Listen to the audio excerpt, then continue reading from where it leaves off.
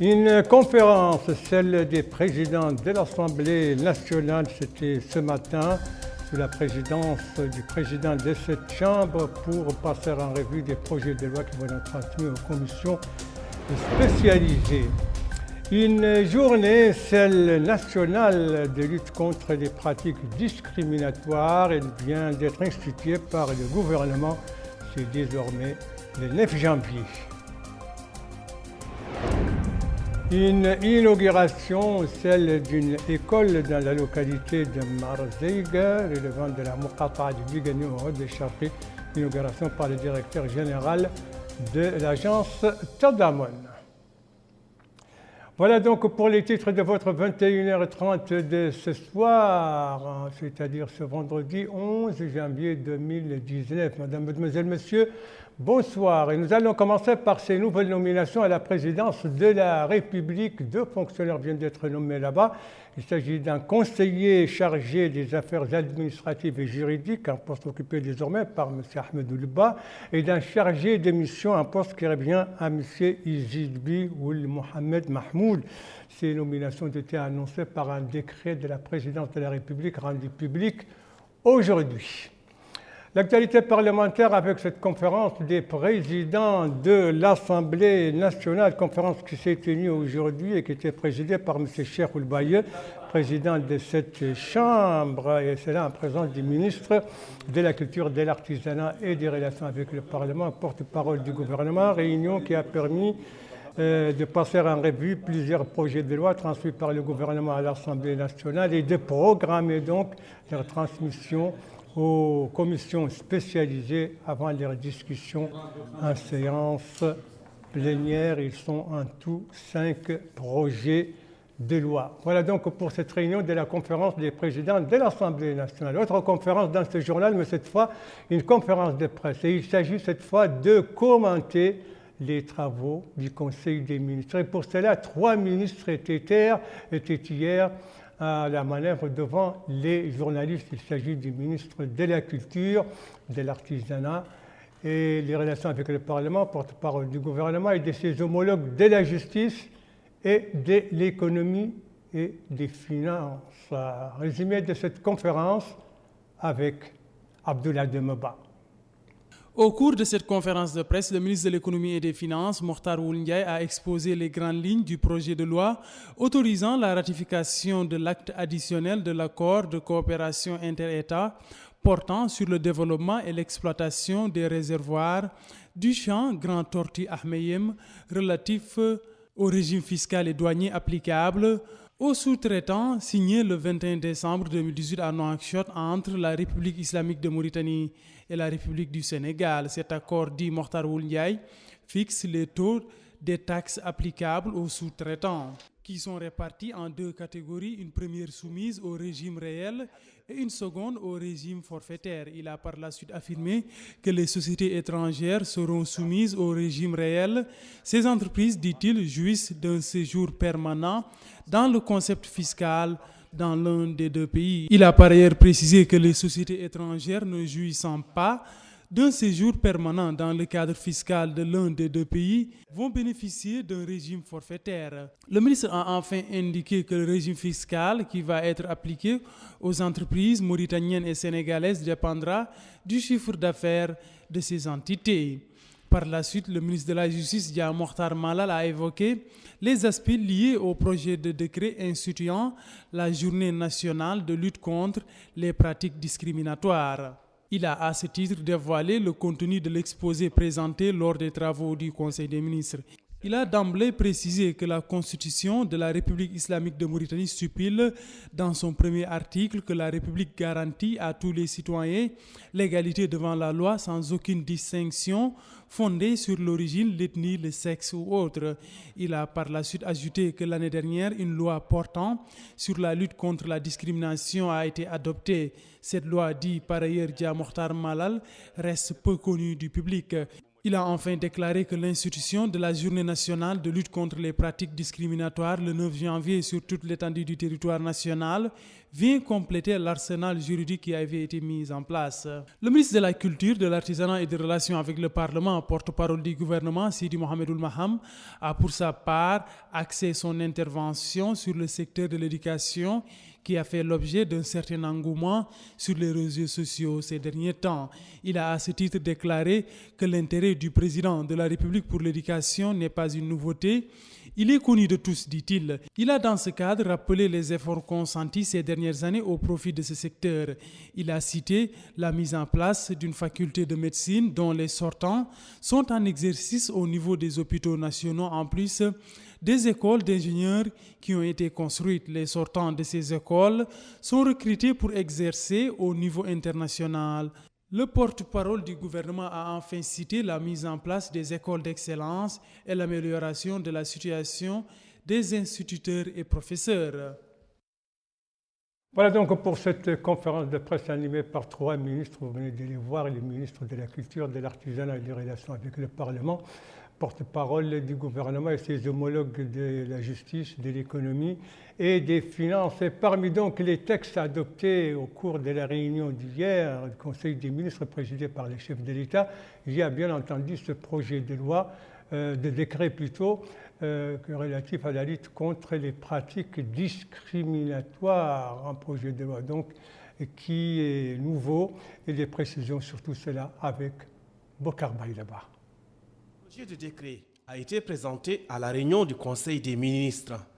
D'ailleurs, la Constitution de la République islamique de Mauritanie stipule dans son article 1er que la République garantit à tous les citoyens l'égalité devant la loi sans aucune distinction fondée sur l'origine, l'ethnie et le sexe ou autre. Lors d'un point de presse à l'issue de la réunion du Conseil des ministres, Mokhtar Malalja, ministre de la Justice, a déclaré que la Mauritanie a adopté en 2018 une loi portant sur la lutte contre la discrimination et qu'elle est jusqu'ici peu connue par le public, bien que nul n'est censé ignorer la loi.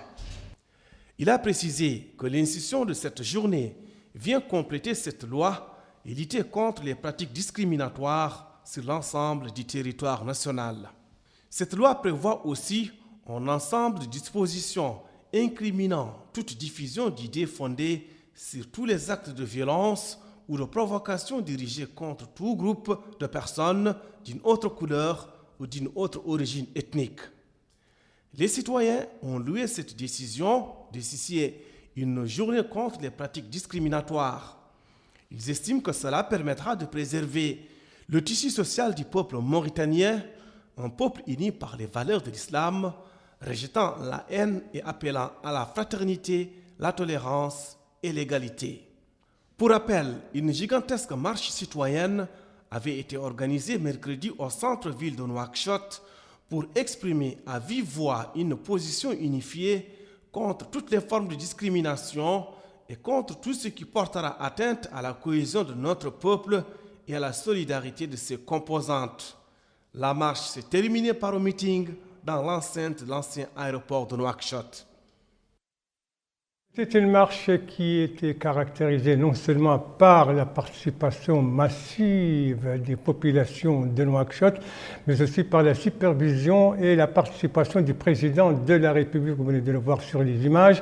Le président de la République a profité de cette occasion pour s'adresser donc à la nation et appeler les Mauritaniennes et les Mauritaniens à s'adresser comme un seul homme face au discours de la haine et de la discorde.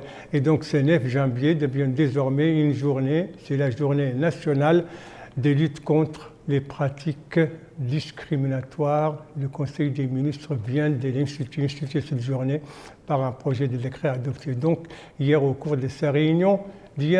Sa réunion hebdomadaire, et au cours de son intervention, au cours de ce meeting, le président de la République n'a pas manqué de parler de la réussite de notre 11 national, autrement dit les Morabitoun, leur qualification, une première aux phases finales de la CAN 2019, cette CAN 2019 qui va se dérouler à partir du mois de juin prochain en Égypte. Et les Morabitoun qui viennent d'être de recevoir le prix de la meilleure équipe africaine pour l'année 2018. C'était lors de la réunion de la CAF à Dakar. Abdoulaye Demeba.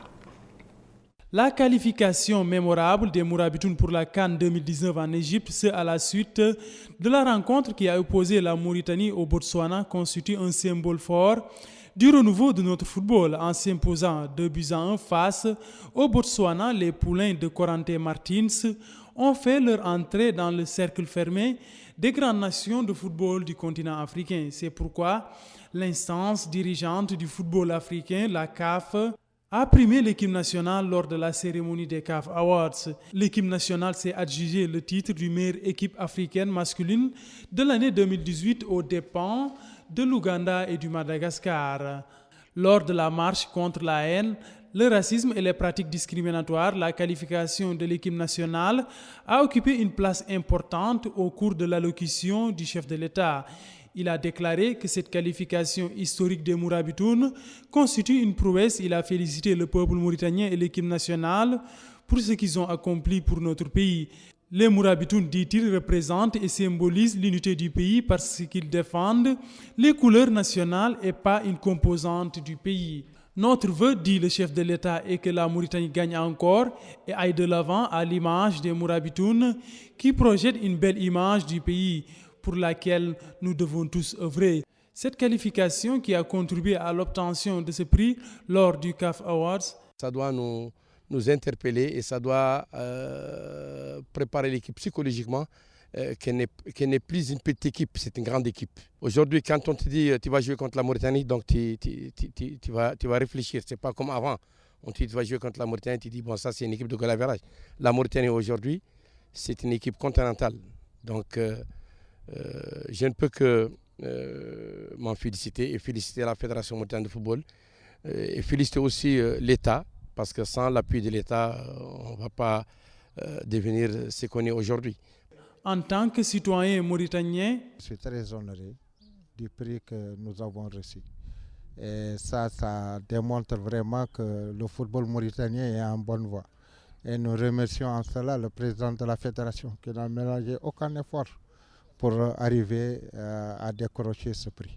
Donc c'est le moment maintenant de travailler et de savoir que gagner le prix, ce n'est pas ça le problème. Le problème, c'est de la continuation de l'équipe nationale. Avoir d'autres trophées, et Inch'Allah, on y arrivera. Il n'y a que le travail qui paye et on est en train de travailler. L'évolution que connaît le football national s'est aussi manifestée avec le classement de la FIFA. La Mauritanie a pu gagner quelques places. Voilà donc pour cette qualification des Mourabitoun pour la première fois aux phases finales de la CAN.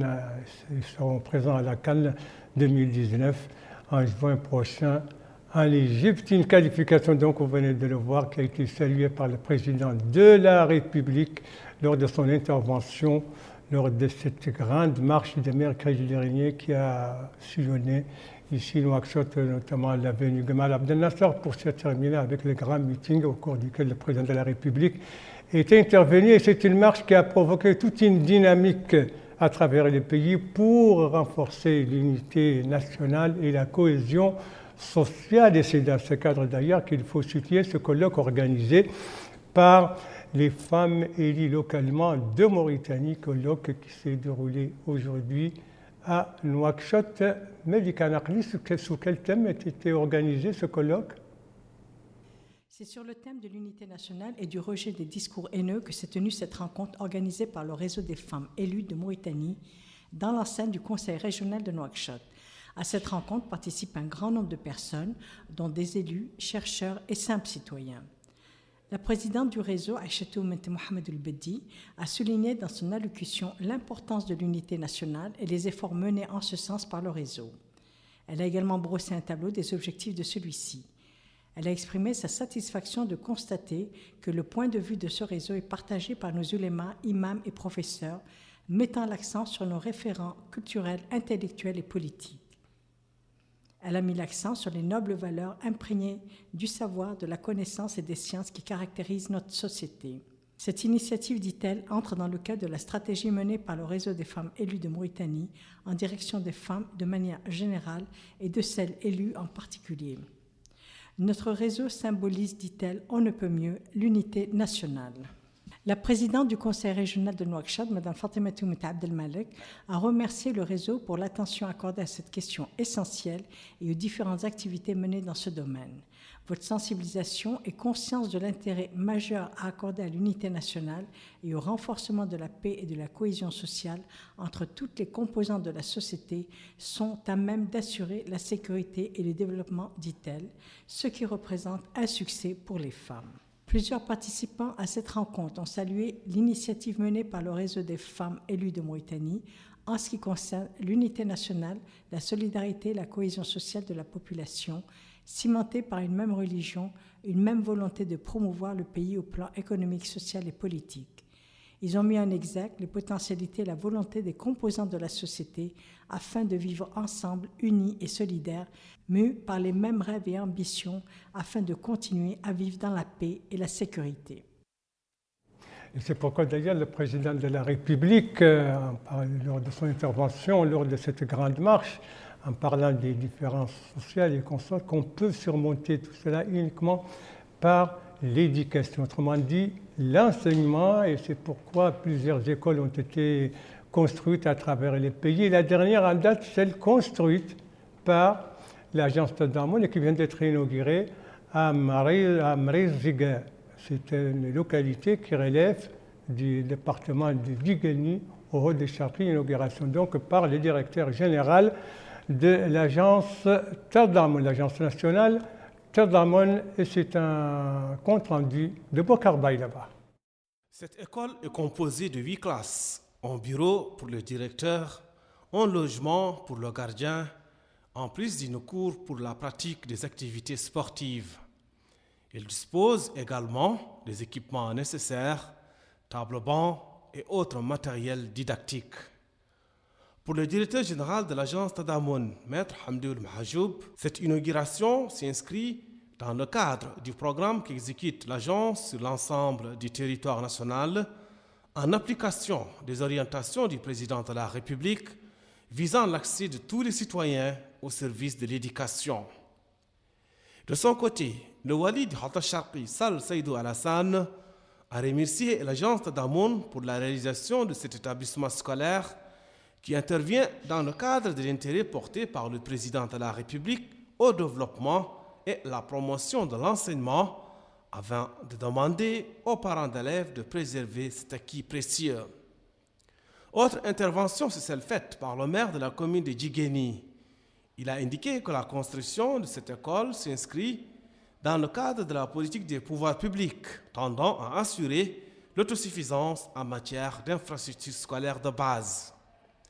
Les habitants de Marzeïka ont pour leur part salué ce geste précieux, ce geste généreux du président de la République qui représentait pour eux une doléance essentielle. Qui vient d'être inaugurée dans cette localité de Marzeïga qui relève de la commune de Digueni, tout cela au hall des Charqis, inauguration donc par le directeur général de l'agence nationale Tadamon. Dernière nouvelle de ce journal, cette conférence de presse organisée par la confrérie Mouridia, c'était ce matin le rôle du soufisme dans la propagation de la science et de la connaissance et le renforcement des relations spirituelles et de la paix sociale. C'était le thème de cette conférence, un thème d'ailleurs qui fera l'objet, a dit le conseiller juridique, le conseiller de presse du grand calife de cette confrérie. Ce thème donc fera l'objet d'un colloque qui sera organisé à Nouakchott le 18 janvier prochain. Voilà, ce journal est à présent terminé. Merci à vous, madame, mademoiselle, messieurs, de l'avoir suivi. Merci bien entendu aux équipes rédactionnelles et techniques qui ont participé à sa conception. Je vous en rappelle les principales informations. Ici, c'est la réunion aujourd'hui de la conférence des présidents de l'Assemblée nationale sous la présidence du président de cette Chambre et en présence du ministre de la Culture, de l'Artisanat, du Parlement, porte-parole du gouvernement. Ici, c'est des images de la grande manifestation de mercredi dernier à l'occasion donc de la journée du 9 juin, devenue désormais une journée nationale de lutte contre la discrimination. Ainsi a décidé le gouvernement hier. Et ici, c'est cette nouvelle école flambant neuve qui vient d'être inaugurée à Marzeiga, dans la commune relevant de la commune de Digeni, inauguration par le directeur général de l'Agence nationale Tadamon. Voilà, il m'explique à vous souhaiter une très bonne fin de soirée, une très bonne fin de semaine et à vous donner rendez-vous, Inch'Allah, demain aux mêmes heures, 19h, 21h30. Bonsoir.